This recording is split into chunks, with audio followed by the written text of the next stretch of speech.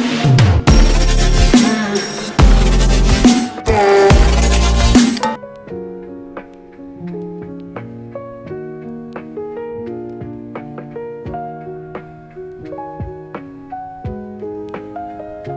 Friends, ವಿದ್ಯಾ cooking ಚಾನಲ್ಗೆ ಸ್ವಾಗತ.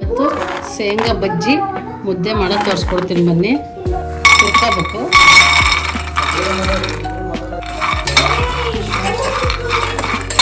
ಶೇಂಗಾ ಬಜ್ಜಿ ಮುದ್ದೆ ದಾವಣಗೆರೆ ಸೈಡ್ ಮಾಡ್ತೀವಿ. ಇದು ತುಂಬ ರುಚಿಯಾಗಿರುತ್ತೆ. ಈ ಥರ ಕೆಂಪಗಾಗೋವರೆಗೂ ಹುರ್ಕೋಬೇಕಿದ್ದು.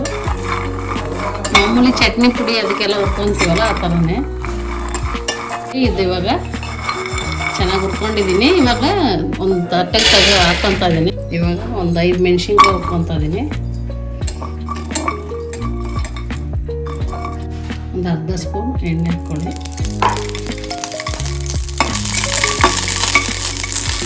ಮತ್ತು ಸ್ವಲ್ಪ ಕರಿಬೇವು ಹಾಕ್ಕೊಳ್ತಾ ಇದ್ದೀನಿ. ಕರಿಬೇವು ಇದಕ್ಕಿದ್ರೇ ಚೆನ್ನಾಗಾಗೋದು, ತುಂಬ ರುಚಿ ಇರುತ್ತೆ. ಕರಿಬೇವು ಹಾಕ್ಲೇಬೇಕು ಇದಕ್ಕೆ. ಇವಾಗ ಸ್ಟವ್ ಆಫ್ ಮಾಡ್ಕೊತಾ ಇದ್ದೀನಿ. ಇಲ್ಲಿ ನೋಡಿ, ಇದಕ್ಕೊಂದು ನಿಂಬೆಹಣ್ಣಿನ ಗಾತ್ರ ಹುಣ್ಸೆಹಣ್ಣು ನೆನೆ ಹಾಕ್ಕೊತಾ ಇದ್ದೀನಿ. ಸ್ವಲ್ಪ ತೊಳೆದ್ಬಿಟ್ಟು ನೆನೆಸ್ಕೊಳ್ಳೋದು. ಇಲ್ಲಿ ನೋಡಿ, ಈ ಥರ ನೀರು ಹಾಕಿ ನೆನೆಸಿದ್ದೀನಿ. ಇದು ಇವಾಗ ಸ್ವಲ್ಪ ಸಿಪ್ಪೆ ತಗೊಳ್ಳೋಣ, ಕಡಲೆ ಬೀಜನ. ಇವಾಗ ಇದು ಒಂದು ಜಾರಿಗೆ, ಇಲ್ಲಿ ನೋಡಿ, ಕಡಲೆ ಬೀಜ ಈ ಥರ ಎಲ್ಲ ಸಿಪ್ಪೆ ತೆಗೆದು ತೆಕ್ಕೊಂಡಿದ್ದೀನಿ. ಒಂದು ಜಾರಿಗೆ ಹಾಕೊಳ್ಳೋಣ.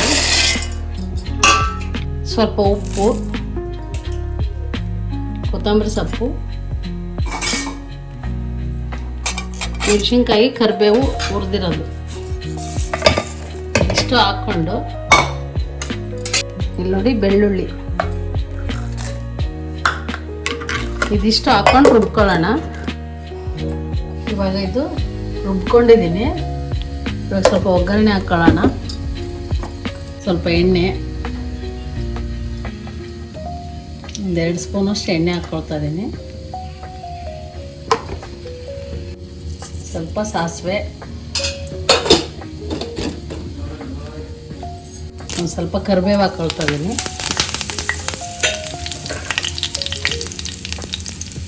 ಒಂದು ಈರುಳ್ಳಿ ಹೆಚ್ಚಿಟ್ಕೊಂಡಿದ್ದೀನಿ, ಅದು ಹಾಕ್ಕೊಳ್ತಾ ಇದ್ದೀನಿ.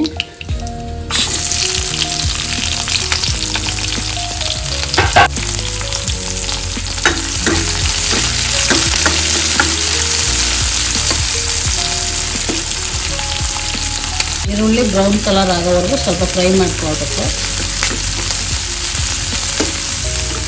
ಇವಾಗ ಈರುಳ್ಳಿಗೆ ಸ್ವಲ್ಪ ಉಪ್ಪು ಹಾಕ್ಕೊಳ್ತಾ ಇದ್ದೀನಿ.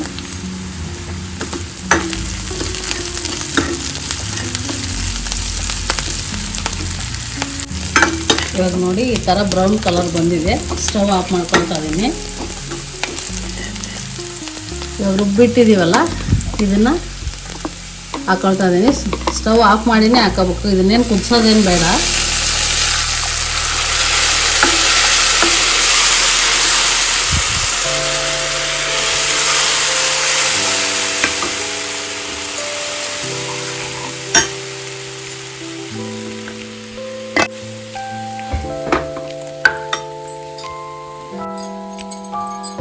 ಇದಕ್ಕೊಂದು ಸ್ವಲ್ಪ ನೀರು ಹಾಕ್ಕೊಳ್ತಾ ಇದ್ದೀನಿ.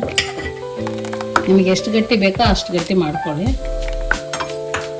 ಇವಾಗ ಸ್ವಲ್ಪ ಹುಣಸೆಹಣ್ಣಿನ ರಸ ಹಾಕೋಣ.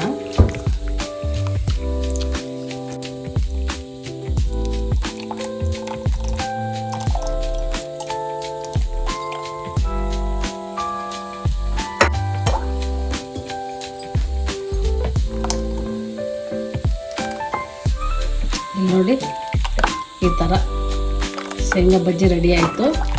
ಮುದ್ದೆ ಮಾಡೋದು ತೋರಿಸ್ಕೊಡ್ತಾ ಇದ್ದೀನಿ. ಪಾತ್ರೆ ಇಟ್ಕೊಂಡು ನೀರು ಹಾಕ್ಕೊಳ್ತಾ ಇದ್ದೀನಿ. ನಿಮಗೆ ಎಷ್ಟು ಮುದ್ದೆ ಬೇಕಾಗುತ್ತೋ ಅಷ್ಟು ಮಾಡ್ಕೊಳ್ಳಿ. ನಮಗೆ ಇಷ್ಟು ಮಾಡ್ಕೊತಾ ಇದ್ದೀನಿ.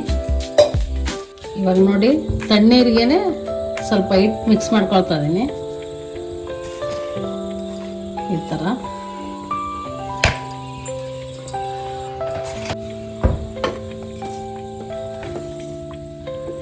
ಇದೊಂಚೂರು ಗಂಟಿಲ್ದಂಗೆ ಎಲ್ಲ ಮಿಕ್ಸ್ ಮಾಡಬೇಕು. ಈ ಥರ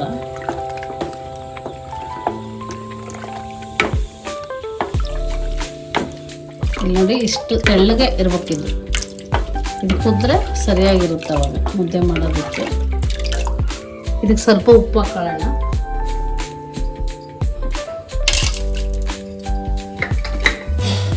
ಇಲ್ಲಿ ನೋಡಿ ಈ ಥರ ಕೈ ಆಡ್ತಾನೆ ಇರಬೇಕು, ಗಂಟು ಬೀಳುತ್ತಿಲ್ಲ ಅಂದರೆ.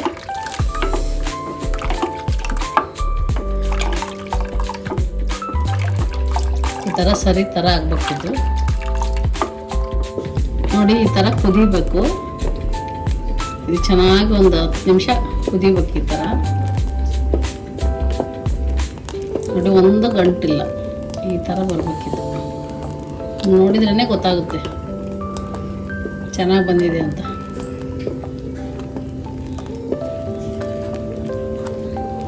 ಇದು ಈ ಥರ 10 ನಿಮಿಷ ಕುದ್ಮೇಲೆ ಇವಾಗ ಹಿಟ್ಟು ಹಾಕೋಬೇಕು. ಒಣಗಿರೋ ಹಿಟ್ಟು ಒಂದೇ ಹತ್ರ ಹಾಕೋಬೇಕಿದು, ಇಲ್ಲಾಂದ್ರೆ ಗಂಟು ಬಿದ್ದುಬಿಡುತ್ತೆ. ಇಲ್ಲಿ ನೋಡಿ ಈ ಥರ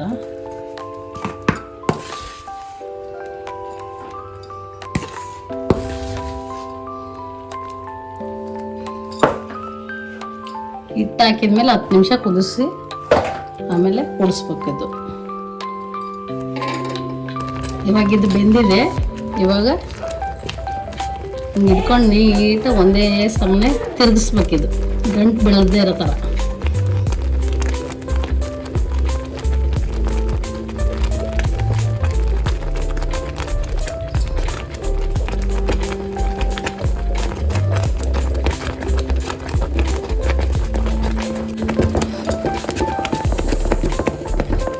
ಇಲ್ಲಿ ನೋಡಿ ಒಂದು ಗಂಟಿಲ್ಲ, ಆ ಥರ ತಿರುಗಿಸ್ಬೇಕು.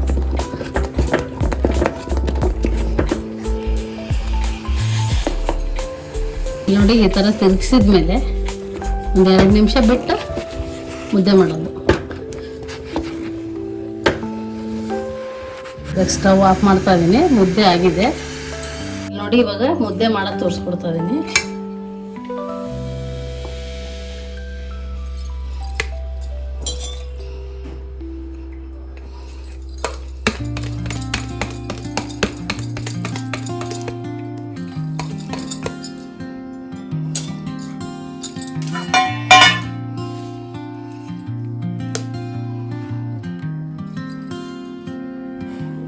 ಇಲ್ಲಿ ನೋಡಿ ಬಜ್ಜಿ ಮುದ್ದೆ ರೆಡಿಯಾಗಿದೆ.